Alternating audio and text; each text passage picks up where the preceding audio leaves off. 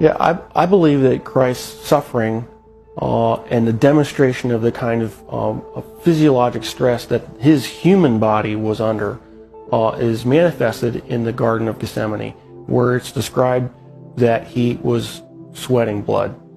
And there is a well-documented medical condition in which patients who are under tremendous amount of emotional stress and physiological stress can in fact sweat blood, because little blood vessels within the glands burst and then the blood is expressed.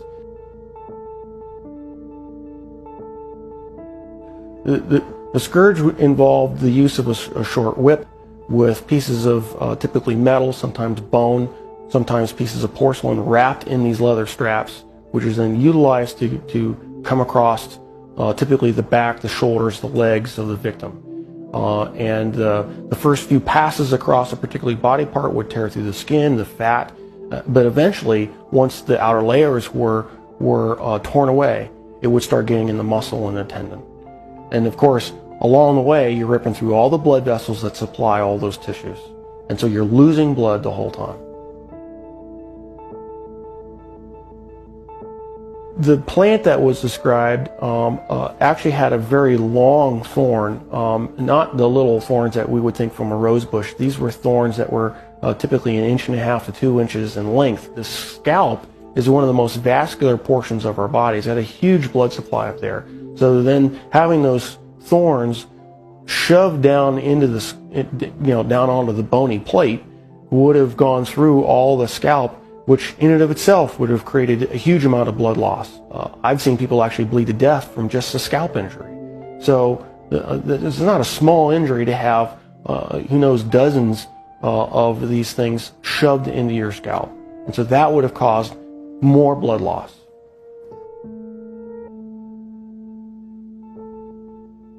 Typically, when a victim has to carry the cross, what has been described in the literature, in actual Roman literature, is they describe they carry the crossbar, and the crossbar is estimated was estimated to weigh about 110 pounds. And of course, if your arms are stuck out here, wrapped up on the crossbar, and you fall down, you need help getting up. You just can't get up on your own, because there's no possible way without your arms to get up. So he would have needed help getting up. If he fell over, there's a good chance that he could have hit his chest, which then could account for the possibility of a cardiac injury. Anatomically, we consider the wrists as part of the hand, and so with the placement of the nails between the radius and the ulna at that position, it still fits the definition of being in the hand, and it's in a position in which the nail won't rip out, which you have to have a solid point of fixation. Another interesting point about the placement of that is the median nerve goes right straight through that particular portion of the wrist, and so there would have been either destruction of the nerve or impingement of the nerve that would have created a tremendous amount of pain, so that every time you try to take a breath, it'd be agonizing. You'd be pushing down on spiked feet, which of course hurt, and then you'd be hanging on spiked arms.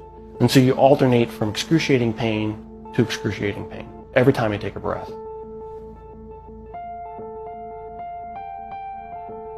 So even if he survives the actual crucifixion, he would have had to survive what I believe to be a lethal injury from the spear to find out whether he was alive or not.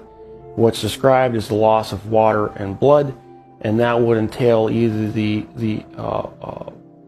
either pleural effusion or pericardial effusion, and the blood would have come from either pulmonary artery, a pulmonary vein, the aorta or vena cava, or the heart itself.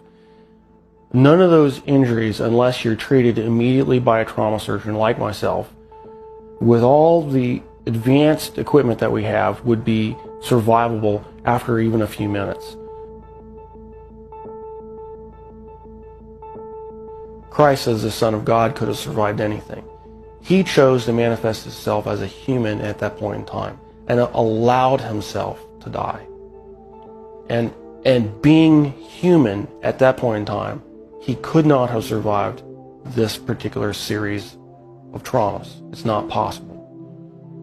Christ as God could have survived anything they threw at him. But he chose to be Christ, the human, at that point in time to die for our sins. And that given that self-limitation of remaining to be human, he died. He did not survive the event.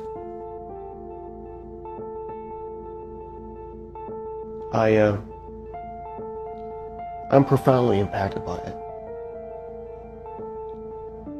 Because I realized the price that he paid was something I would never be willing to do for probably anybody. It's very difficult for me to even sing songs about the cross, even in worship.